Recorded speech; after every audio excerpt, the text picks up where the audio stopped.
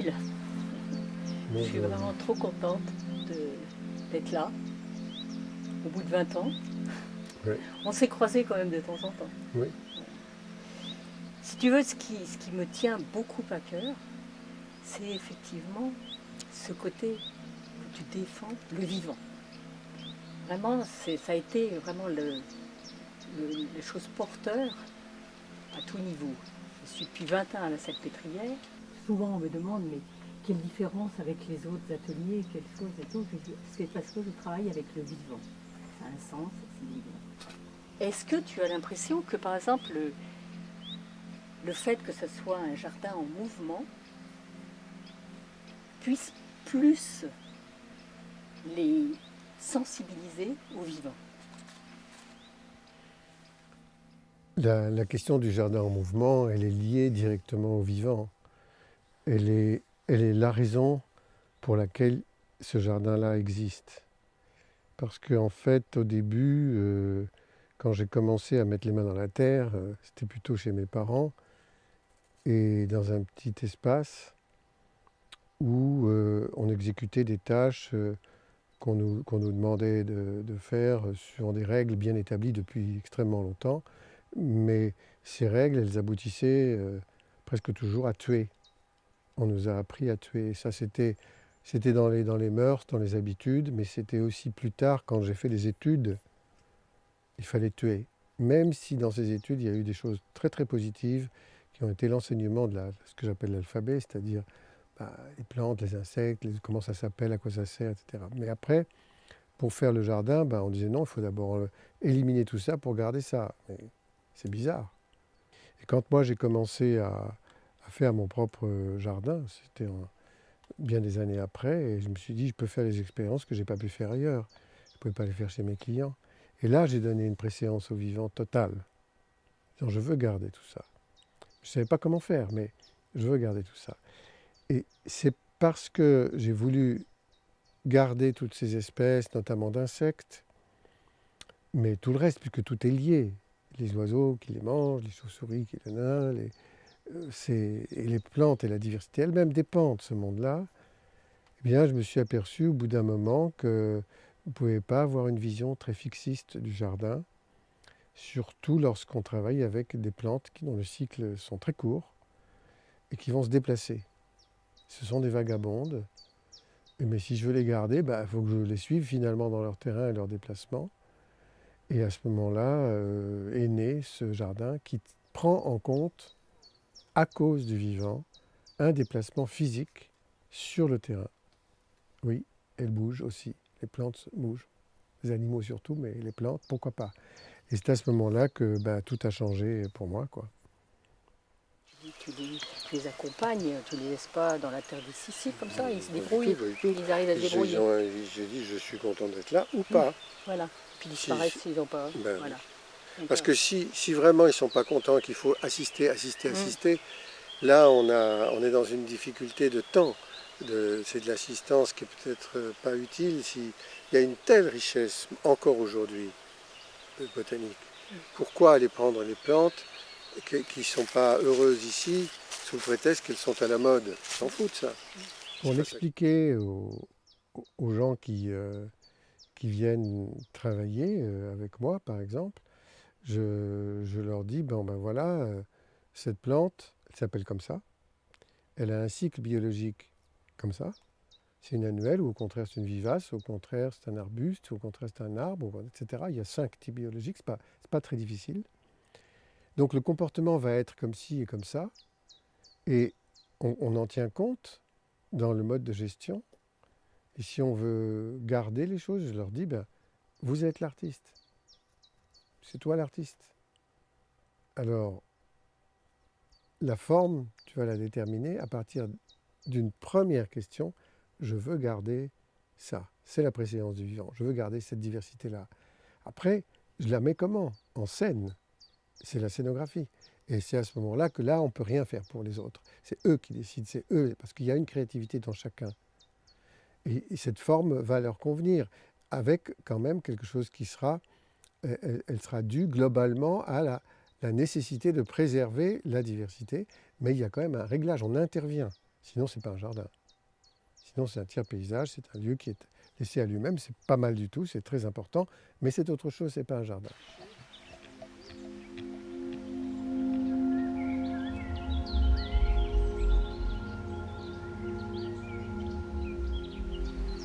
Comment des concepteurs peuvent faire des jardins de soins sans jardiner? Alors, les concepteurs peuvent-ils faire des jardins de soins sans jardiner? Peuvent mettre à disposition un espace, un terrain. Mais sera-t-il vraiment un jardin correctement si eux ne sont pas passés par l'expérience? C'est pas évident. En tout cas, ce que moi je sais, c'est qu'un jardin, il est un lieu d'apaisement, il est toujours un lieu de calme, quelquefois de plaisir, de jeu, d'échange, mais plutôt de repos. Ça a un côté positif immense, mais jardiner, c'est tout à fait différent. Jardiner, ça met en dynamique l'individu face à quelque chose qui sont des questions qui se posent sur un temps qui va passer, qui est le futur, qui va arriver, qui est le futur. Ça n'est jamais tiré vers le passé. Alors lui, derrière la nostalgie, on est dans un territoire mental d'espérance, c'est ça que je dis. Et on est dans une action et on espère quelque chose et on n'est jamais déçu. On est étonné, parfois troublé, mais pas déçu. Donc jardiner, ça, c'est supérieur à se trouver seulement dans un jardin sans jardiner. C'est ce qu'il faut faire. Parce que moi-même, je ne peux pas l'expliquer car c'est extrêmement difficile, mais je sais bien que quand je jardine, eh bien, j'ai l'esprit libre et les mains occupées, mais je suis dans un état qui n'est pas celui de la compétition, du stress. Il n'y a pas le temps, la question du temps est une question qui s'efface. On ne se heurte pas au temps quand on jardine, on l'accompagne. Ça n'a plus rien à voir avec ce qu'on nous demande tous les jours. Donc il y a quelque chose d'équilibrant. On sort de là, alors on est physiquement fatigué, mais tout va bien. Donc dans la conception, forcément, il y a un côté atelier qui doit être où la personne va pouvoir jardiner. Et à ce moment-là, ça rejoint absolument ce qu'on essaie de défendre avec Belle Plante depuis très longtemps, c'est que cette triangularité c'est le soigner, en soignant son jardin, se soigne. Oui. On arrive à ça, voilà. Oui. Et c'est vrai qu'il faut absolument un lieu, c'est ce qu'on essaie de faire comprendre. Et toi, tu appuies ça, qu'il y ait cet acte de jardinage. C'est ça, c'est-à-dire... Il faut un lieu d'accueil, un lieu d'un atelier, oui. et puis un lieu de délectation, un lieu où on se repose, effectivement. Mais le côté intervenir, toucher la terre, aller dehors, c'est indispensable. Oui. Je suis d'accord. C'est exactement ça. Ça veut dire que le concepteur lui-même, s'il n'est pas celui qui va mettre les mains dans la terre parce qu'il ne peut pas, à l'occasion, il est invité à faire un projet, c'est un peu lointain, je ne sais pas quoi, il faut qu'il prévoie les espaces où justement les autres vont pouvoir faire ça. Et ça, c'est des demandes, je ne dis pas qu'on les voit de plus en plus, mais quand même, on ne les avait pas il y a 20 ou 30 ans.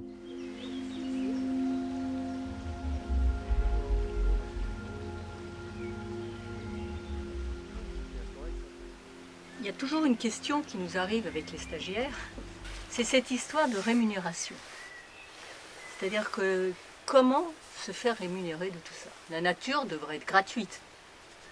Voilà. Donc c'est vraiment un problème. Qu'en penses-tu? Alors moi je pense qu'il y a l'accès à la gratuité, au bien commun, et la rémunération du service rendu. Ce sont deux choses assez distinctes.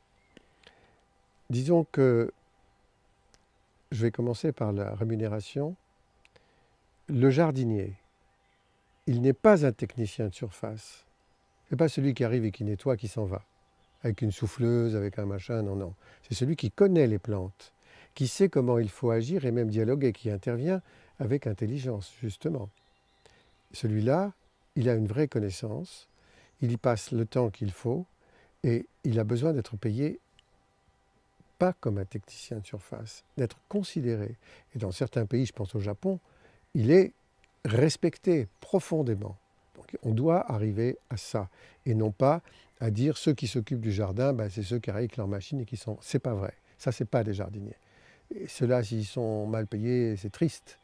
Mais que ceux qui savent soient également mal payés, là non. Il y a quelque chose qui ne va pas. La question de la rémunération pour le concepteur. Ouais. Si il est un paysagiste qui se revendique, comme moi je le fais, du vivant, il ne doit absolument pas, mais absolument pas accepter le statut qu'il a actuellement encore, officiel, qui est celui copié des architectes et qui consiste à être rémunéré au pourcentage du montant du chantier. Complètement, mais c'est idiot, mais à un point fou, quoi. Les végétaux, ça vaut rien. C'est pas cher. C'est entre 4 et 15% du montant d'un chantier. 15 quand on en met beaucoup. Et être rémunéré uniquement sur cette base-là, il ne peut pas gagner sa vie. Donc qu'est-ce qu'ils font les paysagistes? Ils mettent du béton, ils mettent de l'arrosage automatique, de l'éclairage qui ne sert à rien, des trucs qui sont inutiles, des terrasses, des escaliers. Parce que ça rapporte. Mais ce n'est pas ça qu'on lui demande. Donc il faut changer le mode de rémunération et vraiment faire un statut autre, en disant on est payé à la conception, on est payé au temps qu'on passe, pas au pourcentage du coût du chantier, au temps qu'on passe à la conception. Puis on est payé pendant le développement des 5 premières années au minimum, parce que payer au temps qu'on passe à la conception, ça ne rapporte pas beaucoup d'argent. Mais si on est vraiment invité à surveiller le développement pendant, je dis 5 ans, ça pourrait être plus, on peut s'en sortir correctement. Et là, on est dans le vrai de ce métier. Un architecte, quand il fait la réception du chantier, il a fini son chantier. Sa maison, elle est finie, l'immeuble est fini, le bâtiment est fini, le musée et l'autre.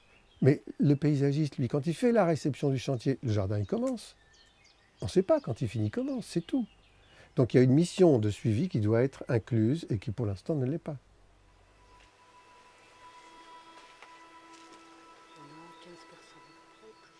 Tu peux dire un mot pour nos stagiaires qui, pour toi,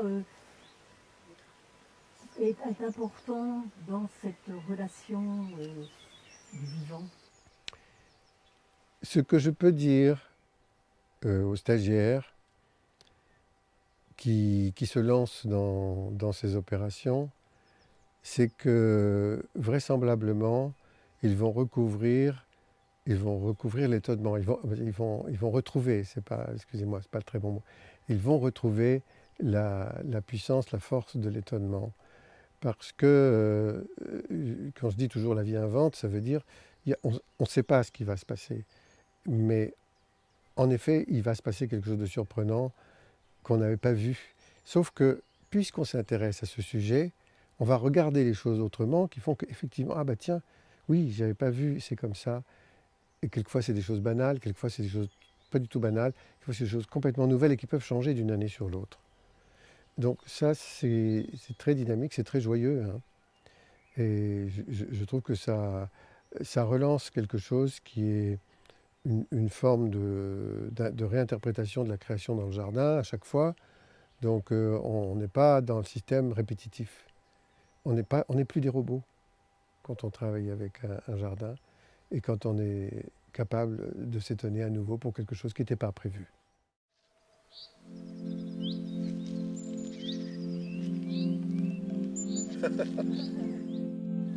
Au revoir.